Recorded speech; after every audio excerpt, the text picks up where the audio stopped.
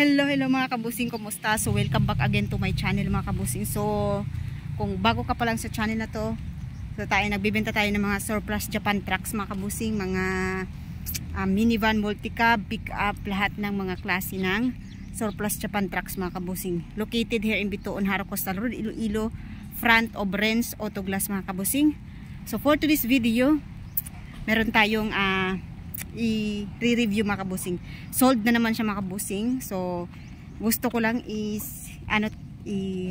ipakita sa inyo yung finished product natin mga kabusing, kasi lagi na lang ako nagvi-video ng yung mga as is ba. So finished product lang muna tayo mga kabusing, kasi konti na lang yung unit dito mga kabusing. So kung bago ka pa lang sa channel na to, please subscribe para ma-update ka sa mga new arrival ng mga surplus Japan trucks, kung mahilig ka sa mga surplus Japan trucks. So tara na. So ito yung i-review natin mga kabusing.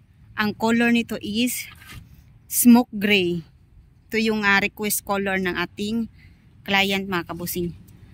So ikutan muna natin yung unit na to. Nakikita nyo naman, ito ay Mitsubishi Canter mga kabusing.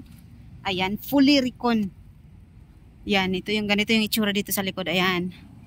So of course complete accessories na ni siya. May keep distance, not for hire. Then may of course spare tire natin. Ayan, sige ikutan muna natin. So ang unit na to mga kabusing is Mitsubishi Canter.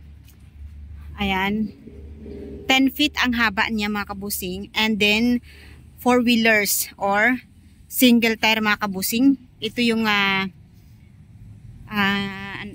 itong single tire is double bearing mga kabusing. Nakita nyo yan, yung tire. Ayan, double bearing.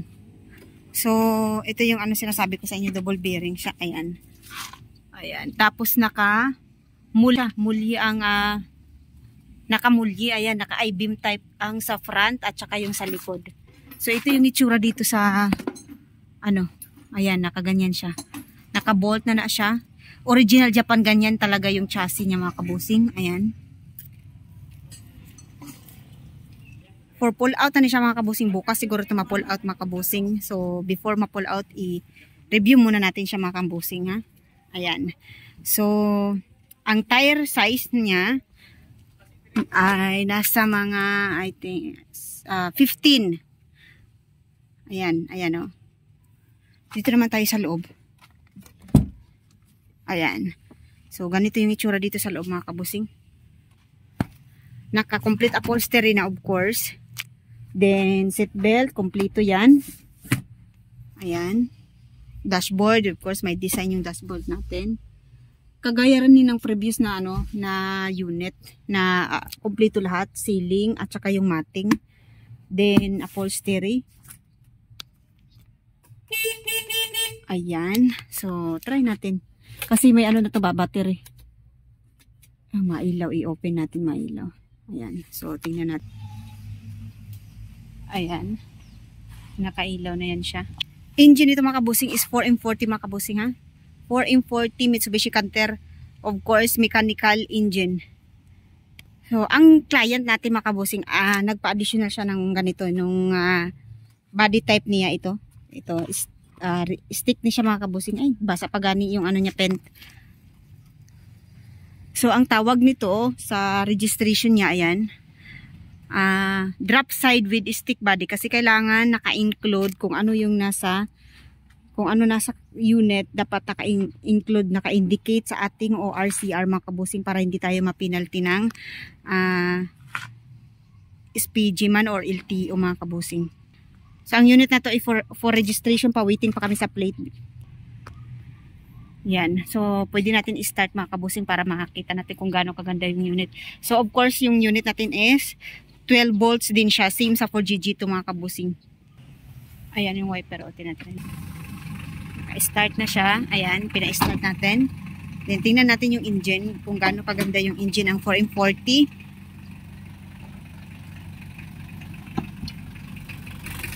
So check natin yung engine mga kabusing. So ganyan yung itsura ng unit pag inangat na yung ulo niya, ganyan. Kailangan nakalock ko siya, mag-lock mo siya. Ayan, dapat nakalock siya for safety. Then, ayan, naka-I-beam type. Okay naman yung ano natin, mga shock. So, ito yung itsura ng 440. Compressor sa aircon. Ayan. So, tingnan natin yung ano.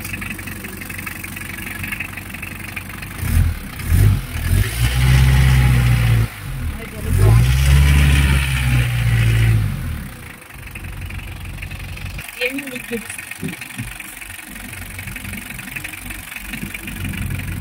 Bagong ano yan, bagong change oil yan, bagong change oil. Mahirap yun. Ayan o, bagong change oil yan. Na-change oil na lagi yung unit natin makabusin, walang ano yan.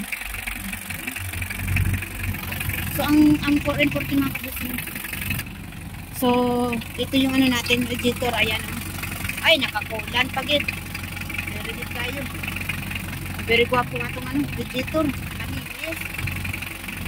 Okay na. Ganyan kaganda yung 440. So, okay na mga kabusing. Ganun kaganda yung 440 natin na.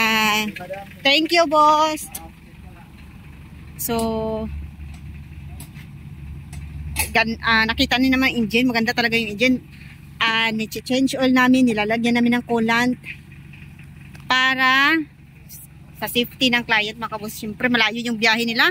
Punta pa to yung ibang mga client, nasa Antique, Rojas, Capiz, ganyan. So, medyo malayo siya from Iloilo, mga kabusing. Horn? Diyan re, horn? Wiper? Okay. So, inko QC pa namin yan, mga kabusing. Ayan. So, yan lang muna, mga kabusing. Ay, by the way, yung free ano nito ng yung price, I mean yung price ng unit, mga kabusing, is for only this one is 550 pero kinash man ng customer, so may ano na, may discount na siya, mga kabusing. So ang include ng ating price, mga kabusing, is free registration and then again, nabubulol ako, mga kabusing, mahirap talagang buhay.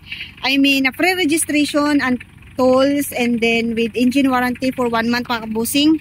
Yung ano, yung tent, upholstery, yun ang mga kabusing. And then yung registration direct na gid sa client, mga kabusing. So, kung nagustuhan yung video, mga kabusing, please subscribe to my channel para ma-update kayo sa mga new arrival na mga unit na ganito. Kung gusto nyo ganitong unit, please come and visit her in Bituon, harap ko sa Lorong Iloilo, mga kabusing. Gwapo kayo mong gina, diba?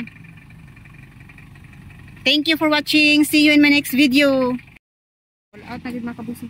Today is the pull out day. Bound for Lambuna, mga kabusing, ang unit natin. Very good ka unit. Thank you.